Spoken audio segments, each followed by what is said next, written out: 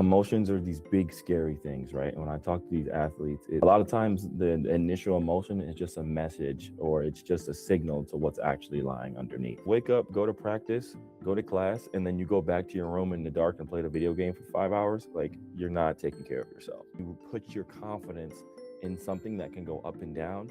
That's where the confidence goes. My name is Raheem Jasani, reporter Raheem, aka on Instagram. Hope you're subscribing, hope you're following. I'm with a dear friend, Taji Johnson. We went to BC together. He's a former wide receiver at Boston College, the University of Buffalo, and also for a little bit, the 2 weeks of the Jets. He is now a mental health performance counselor at the University of Buffalo as well, working with students and athletes on their mental health and performance and the intersections of sports psychology. So thanks for joining us, Taji. How are you today? I'm doing well, man. I'm blessed to be here. You know, Thank you for the opportunity to chop it up with you once again. yeah, and it's so funny, guys. For those who do know Taji at all, I remember he literally told me 2023 in alumni center at Boston College that he wanted to do this. They wanted to work with sports, and sports, the intersection of athletes, and now he's doing it. He's lived what it means to be a college athlete, and we know college athletes have a very different mindset and a different experience than regular student athletes, if you will. I actually did a whole investigative report while I was in college about the mental health impacts for females and the resources that BC offered, etc. And I want to get your kind of overview, I guess. Like, tell me a little bit more about like how you got into this, why you got into this, and your journey like today. So your journey essentially. Yeah. Well, the how and why are probably on the complete two separate ends. The why I'll give you first is, so personally, growing up in high school, I was really close with some guys on my high school team. Very good high school team. A lot of guys went Division 1, all these things. But one of my closest friends, he experienced some mental health issues, some mental health concerns, as he got to college and everything. And I watched these things happen from afar, happening to him, and I felt almost helpless in a way for me, because I was in a space where I saw everything that was going on, but I couldn't help him. And I told myself, never again will I not have the skills to help somebody going through some sort of mental health concern, some sort of mental health crisis or anything. So then, on top of what I already cared for about leadership and communicating and understanding emotions, like I already had love for that stuff. But then experiencing that as well, or secondhand experiencing it from him, really shaped my way. Okay, I really can really find a way in this and find a path and pave it for me. So that's a part of the why of why I do things. I always say to my athletes, my biggest three whys are connection, servitude, and expansion. All those three things are kind of culminating together equals why I want to do what I want to do. And then from the how standpoint, kind of funny how it works out. I'm a huge relationship builder. I'm huge on like getting to know other people around you. Your network is your net worth, right? So understanding that piece as well. So when I played at Boston College for 4 years, transferred to University of Buffalo for my last year. As soon as I got done playing, while I was training for the NFL draft, I interned in the athletic department. Ooh, here we go. I'm gonna do that a couple times. I interviewed in the athletic department as an academic specialist, like working with athletes just from like homework, tutoring, that kind of stuff. And I did that not because I wanted to be an academic specialist, but because I knew if I got in the building and I got around the staff and they saw me as a staff member instead of a athlete, they would learn how I operate in a professional space. They would learn more about me. They would learn about how I do things. So when I basically came to them, was like, hey, I want to create a path here for mental performance, sports psychology. Like, this is what I'd be doing. Here's my certifications. How can we make this happen? They were like, oh yeah, we love Taji. He works really well. He's very detailed. He's very productive. He's all these things. Let's give him a shot. So I spent this entire last year working as a mental performance specialist, doing team workshops, individual one-on-ones, talking about performance anxiety, confidence, some visualization work, performance routines, all that kind of stuff, to get me to where I am right now, where they were like, okay, you did such a good job. Now we're going to bring you on as a clinician, because I finished my master's in mental health counseling. So all of that to being said, it all started from something that wasn't what I was doing, but Yeah. because I got my foot in the door, excuse me, and did a good job, and they kind of knew how I operated, it made things easier to flow. So Yeah. that's kind of I mean, my how. yeah, that's a good advice in general for like just anybody in the job market right now. Like, I network so much. I go to Mhm. conferences all the time, and like it's where you build relationships and you actually get to know people and they see like I'm a creator, and so in the journalism world it doesn't really work with creators. So it's like if you have they've never probably met a creator in their lives. So if you have someone in front of you, Mm, it kind of showcases that. And I know you're trying to be a little bit of a creator now too. And like I told you, yeah, I encourage you to do so because I think we're in a world where people need your perspectives, right? I think especially as a person of color in this field, you're need we need those perspectives, and also because of the fact that again you have lived that experience. I know that too many people who are in the in the field who are like mhm. they can't. Again, sometimes the best coaches are the far there are the former players. Maybe sometimes not, right? Sometimes it's always not that, right? Yeah, But it's so funny because some of the best coaches out there, they'll be like the 12th man, never showed up in a game, but it's like they end up being some of the greatest of all time. Um, I want to ask you a couple questions today, and then I'm gonna let you go. But I think that the main question I kind of have for you is, obviously with as I told you, with student athletes, mental health is very different for them. So in your work, in your so we have two kind of frameworks here. In yeah. your personal experience, you can share, or do you think it's more valuable to share with the students at University of Buffalo in terms of like what do you think are the biggest challenges for these Mm, students, right, in facing mental health? As you kind of ponder that, I also want you to think of like challenges also if you see anything that is different based off like again like where they come from, who they are, et cetera, in terms of some of these. So yeah. yeah. I think I would love to share just from a professional standpoint on because I go on and on about my personal life. Sure. But from a professional standpoint, I think the biggest challenges right now we're facing is athletes not willing to accept the feelings that they have. So when I say that, it's emotions are these big scary things, right? And when I talk to these athletes, it's a lot of times the initial emotion is just a message or it's just a signal to what's actually lying underneath. So a lot of times it's helping them interact with those thoughts and then make decisions based off of that. Because a lot of times in athletes in a performance setting, it's a high performance setting, they're just reacting based off of the initial emotion that shoots out. And how do we find ways? And you could be an emotional athlete, but it's how fast can you bring it back? How fast can you get reset yourself back to the center? So a lot of athletes they're coming in, they're saying, I'm getting really frustrated during matches, games, competitions, and I feel myself going in this spiral, and it just kind of goes down and down and down and down.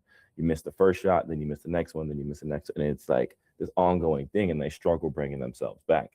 So a lot of the work that we do is all about anchoring yourself and reset routines and finding ways to bring you back to at least the middle, the center, because we have this zone of optimal functioning. How do we keep yourself in that zone that works? Does that make sense? Almost for the average person, think of like the term flow state. You heard that before? Mhm. The Plus flow the state. You know what I'm yeah, saying? When you get out of that flow state, how do we bring you back to center? How yeah. do we get you back into that state? That's all the stuff that we do outside of the competition to prepare yourself for those moments. So we talk about challenges, it's helping the athletes stay in that state longer because they get very frustrated out. And as a person, I also used to get very frustrated. It's like, okay, what do I do to get myself back? And if you Mhm. don't prepare and practice those things outside of the setting, there's no shot. It's not just going to randomly happen during a game, competition, match, whatever you want to call it. Yeah, that makes sense. Do you have a you can take your time on this. Do you have a story that you want to share with like maybe yourself or another athlete? I don't know, that kind of showcases what you were talking about. Yeah, I can share a quick story. It was football season this past year. One of my football athletes, they had just dropped a pass or something, and then they were getting really frustrated on the sideline. Coaches coming up to them, players come up to them, all that kind of stuff. They're yelling at themselves, all of that. They dropped another one a little bit later, and same thing. And it was just like they were just not in a good space. So I'm kind of standing there on the side, like chilling, watching the game or whatever.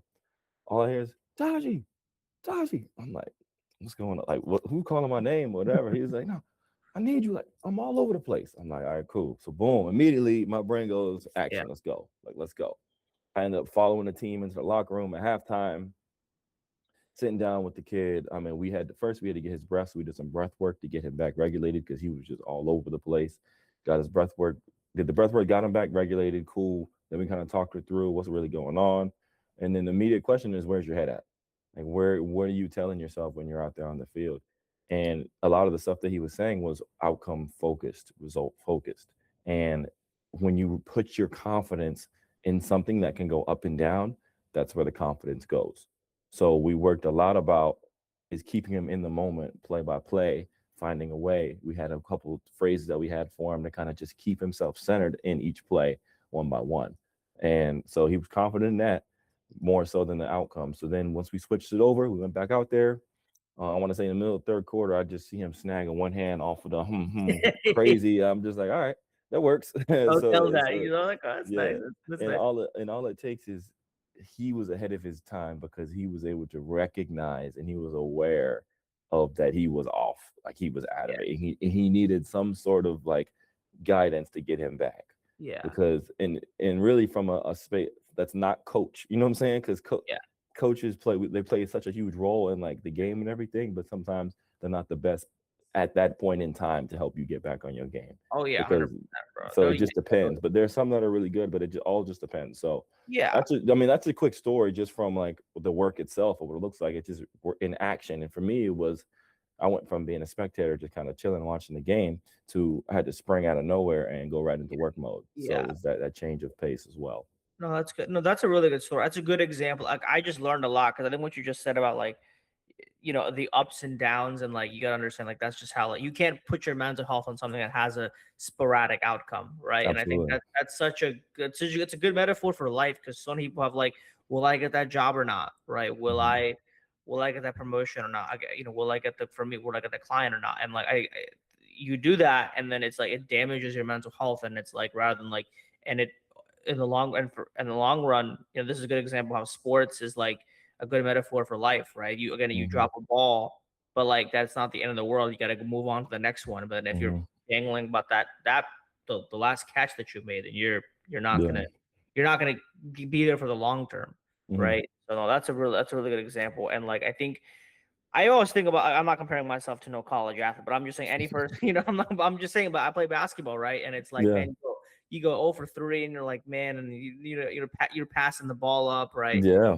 And it's like, that's why I think of what happens to like Wemby. Like, I don't know if you watch the NBA, you know what I mean? NBA Yeah. finals. It's like what happens, right? Like, You, and like when he makes those mistakes, right? And it's like he's trying his best to be like, no, it's not, it's okay, but it's only so it eats you alive, and yeah. and especially if he's crazy because that Spurs team is like 20, 22 years old. They're Yeah. old, younger than Yeah. us, man, which is And which is that's which is crazy. And yeah, when right. you what you said that stuck out to me just now was it's not the end of the world, let's move on, right? But it's what does the move on actually look like?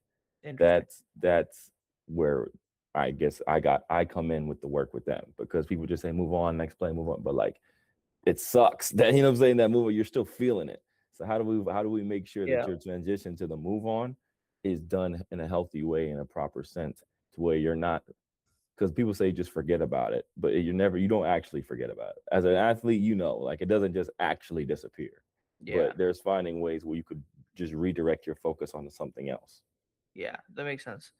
I want to move a little quickly to the second portion, which is like, all right, we got in the field stuff. Now let's go to like out the field, right? This kind Mm-hmm. of this work, this balance, if you will. Mm-hmm. Particularly, what do you think about the addition of like I think you said your NIL, which I believe you're in the last year of your college experience you faced, Mm-hmm. especially I guess especially in relations with the mental health, because then it becomes now we're talking about money now. Your success Yeah, now is also, yeah. before it was like all right, long term stuff, but like now it's from money. So I guess what is that? It has that change. I don't know. From now, this is I want to see from your perspective specifically, and then maybe if you have anything from for your students and all that. But I don't know. Mhm.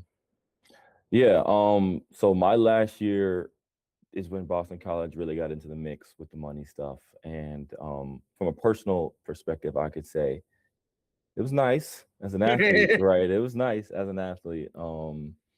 But when I transferred to University of Buffalo, obviously smaller school, pot not as big in terms of funds, I was struggled because I was still spending like I was making money like I was at Boston College, but I was living like the money was coming in wasn't the same as what I was putting out. So it took me a few months to adjust. And then once I started looking at my account, I was like, okay, it's getting rough right here. Like, what am I doing?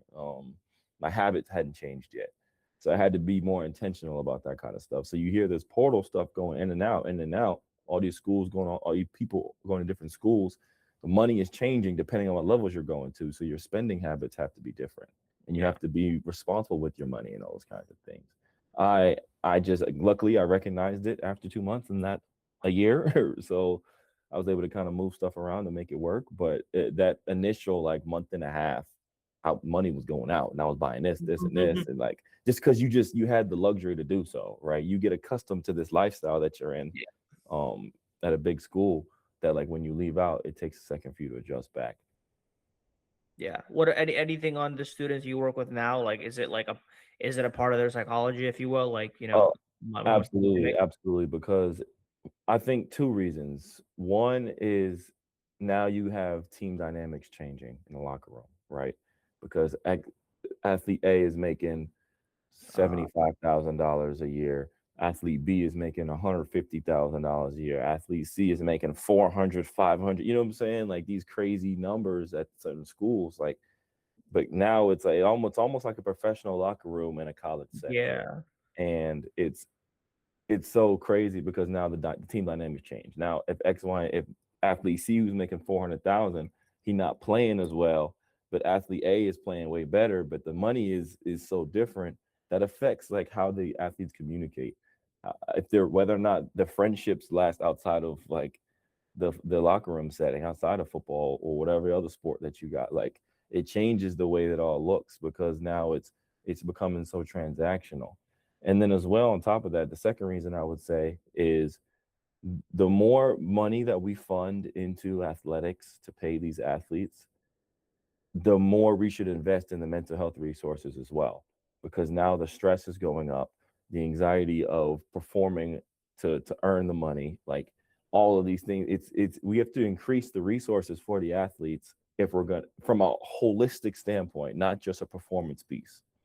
Yeah. So that's another way That that's makes affected. sense. Yeah, because again, now you're dealing with money, which is a whole different thing. Because your Yeah. performance, again, I think it's fair to say, like, in a before NIL terms, like your performance mattered, but like again, it was almost a level play. It was a talent playing field, right? Yeah. And like now it's, and not to even mention, like, you're in a in a school that obviously is gonna take care of you as best as they can. But again, it's like, um and especially also like what again, I think BC, for example, I think they cared about football, they didn't care about some of the other sports, right? So like you're getting Mhm. taken care of. So I guess it's a whole different animal, because it does become like it's professional, right? It goes to Yeah. that level that when the money is involved, it becomes professional. And it becomes so much more.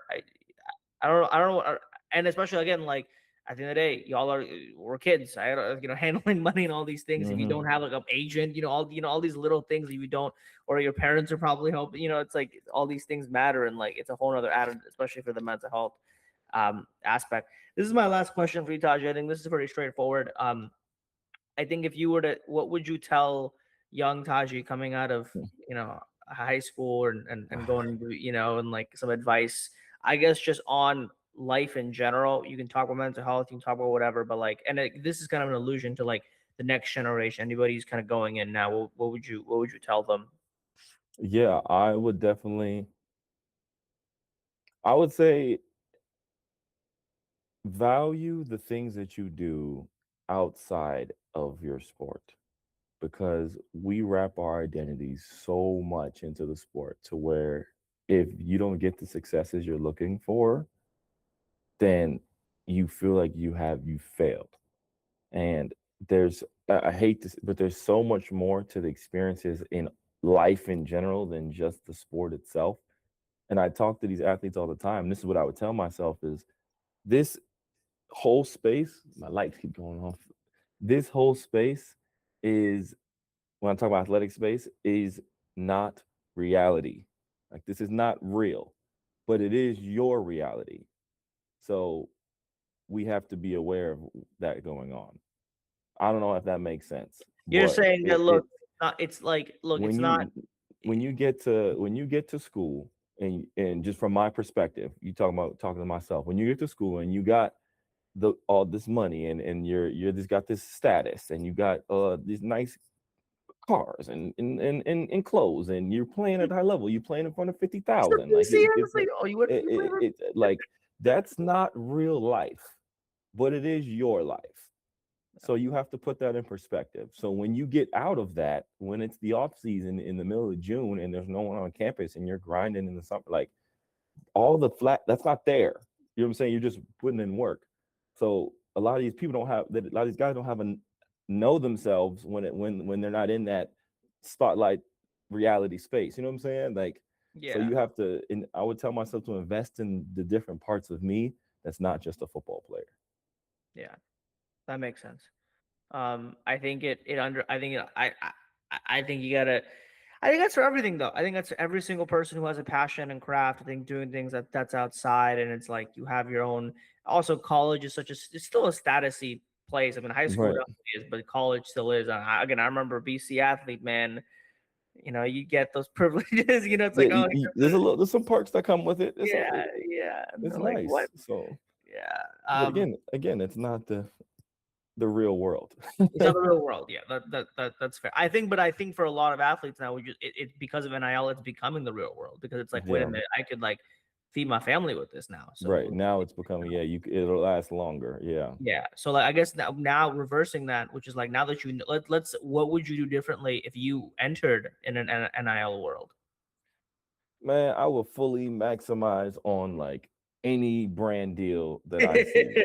Anything like it could be some guys right now are like saying no to certain brands and smaller stuff just because like the is not big. And I'm like, I'm doing everything that is willing to give me anything. Because a lot of time when it started out, it was just you would do like a deal and it would just give you products and stuff. Yeah, Now it's all money. You know what I'm saying? Nobody wants any products, they just want money. And I'm like, no, I want every uh uh I can't even the coffee brand, every yeah, Gatorade, Powerade, startup granola bar, like I want everything. Like yeah. anything that I'll post, whatever. Like But one don't thing. you think that's fair? No, I gotta get the bag. But don't you think in terms of like, what about for mental health? Like, I feel like that's the same thing. It's like now the chase has become. I started asking. Now the chase is not just on the field. It's now Yeah. it's because if that you drop that catch, you're missing out Hmm. on that coffee brand. So you know what I Yeah. mean? Or like You're that. right. Yeah. And if you get those opportunities, so I would say take advantage of all the opportunities that come your way when it comes with the deals and stuff, but also take advantage of it goes back to the wellness piece, right? Of just taking care of you. So and You're that not gonna get those brand deals if you're not taking care of yourself. right. It goes hand in hand. And I say to all these guys, if you go wake up, go to practice, go to class, and then you go back to your room in the dark and play the video game for 5 hours, like you're not taking care of yourself. Like that's just the reality. And that's just the reality of what is going on right now. Get out of your room, go talk to people, make connections, network, build a solid friend group of people who are on your team, but also not on your team. So you have an ability to have different connections across campus and do different things so that you're not just sitting in a room playing the game for 5 hours after you finish. Like that's not healthy. Like we got to find a way to create a full wellness model. So Yeah, that makes sense. All yeah. right, Taji, thank you so much, man. It was great talking with you. And this has been Reporter Raheem's interviews series where I interview people and talk about their work and all these things. So I hope you subscribe and hope you're following.